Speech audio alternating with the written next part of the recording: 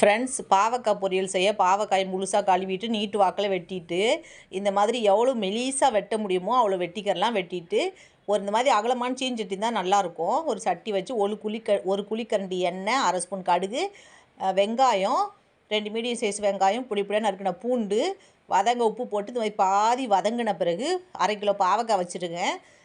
பாவக்காயை கொட்டி நல்லா கிண்டிக்கிறலாம்.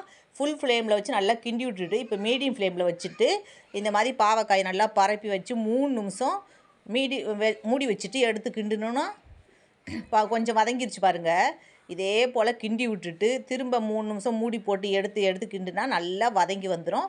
இப்போ 1/2 ஸ்பூன் மஞ்சத்தூள், 1 ஸ்பூன் வெறும் மிளகாத்தூள் போட்டு கிண்டி மூடி போட்டு எடுத்தால் பச்சை வாசனை போயிடும். நான் கொஞ்சம் சில்லி ஃப்ளேக்ஸ் போட்டுக்கறேன். போட்டால் நல்லா டேஸ்ட்டாக இருக்கும். உங்களுக்கு இல்லட்டா பரவாயில்ல.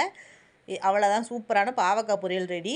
எப்படி செஞ்சாலும் லைட்டாக கசப்பு இருக்கும், ஆனால் நல்லா டேஸ்ட்டாக இருக்கும், உடம்புக்கும் நல்லது. இதே போல் செஞ்சு பாருங்கள், சூப்பராக இருக்கும்.